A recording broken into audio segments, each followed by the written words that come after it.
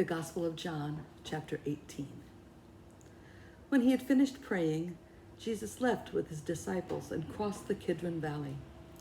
On the other side there was a garden, and he and his disciples went into it. Now Judas, who betrayed him, knew the place, because Jesus had often met there with his disciples.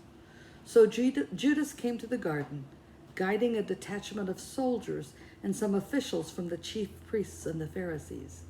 They were carrying torches, lanterns, and weapons. Jesus, knowing all that was going to happen to him, went out and asked them, "Who is it you want?" "Jesus of Nazareth," they replied. "I am he," Jesus said. And Judas the traitor was standing there with them. When Jesus said, "I am he," they drew back and fell to the ground. Again he asked them, "Who is it you want?" "Jesus of Nazareth," they said. Jesus answered, "I told you that I am he. If you are looking for me, then let these men go." This happened so that the words he had spoken would be fulfilled. "I have not lost one of those you gave me." Then Simon Peter, who had a sword, drew it and struck the high priest's servant, cutting off his right ear. The servant's name was Malchus. Jesus commanded Peter, "Put your sword away. Shall I not drink the cup the Father has given me?" Then the detachment of soldiers with its commander and the Jewish officials arrested Jesus. They bound him and brought him first to Annas, who was the father-in-law of Caiaphas, the high priest that year. Caiaphas was the one who advised the Jewish leaders that it would be good if one man died for the people. Simon Peter and another disciple were following Jesus. Because this disciple was known to the high priest, he went with Jesus into the high priest's courtyard, but Peter had to wait outside at the door.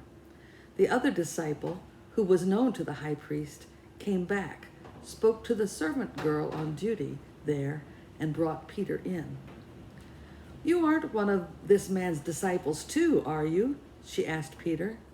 He replied, "I am not." It was cold, and the servants and officials stood around a fire they had made to keep warm. Peter also was standing with them, warming himself. Meanwhile, the high priest questioned Jesus about his disciples and his teaching. "I have spoken openly to the world," Jesus replied. "I always taught in synagogue or at the temple, where all the Jews come together. I said nothing in secret. Why question me? Ask those who heard me. Surely they know what I said." When Jesus said this, one of the officials nearby slapped him in the face. "Is this the way you answer the high priest?" he demanded. "If I said something wrong," Jesus replied, "testify as to what is wrong. But if I spoke the truth, why did you strike me?" Then Annas sent him bound to Caiaphas the high priest. Meanwhile, Simon Peter was still standing there warming himself. So they asked him, "You aren't one of his disciples too, are you?" He denied it, saying, "I am not." One of the high priest's servants, a relative of the man whose ear Peter had cut off, challenged him. "Didn't I see you with him in the garden?" Again, Peter denied it. And at that moment, a rooster began to crow.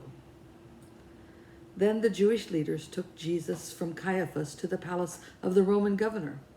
By now it was early morning, and to avoid ceremonial uncleanness, they did not enter the palace, because they wanted to be able to eat the Passover.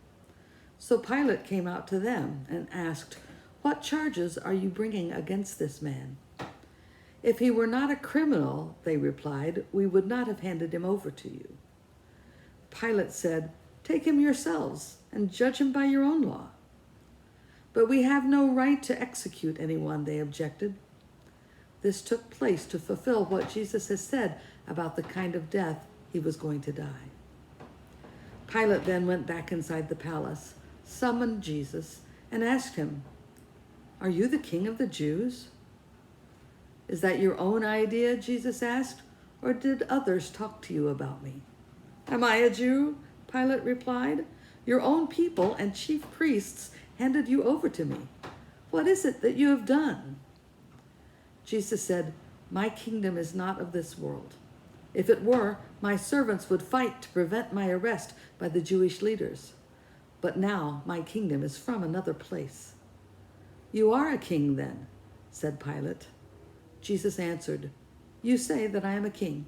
In fact, the reason I was born and came into the world is to testify to the truth. Everyone on the side of truth listens to me." "What is truth?" retorted Pilate. With this, he went out again to the Jews gathered there and said, "I find no basis for a charge against him. But it is your custom for me to release to you one prisoner at the time of the Passover. Do you want me to release the King of the Jews?" They shouted back, "No, not him. Give us Barabbas." Now Barabbas had taken part in an uprising.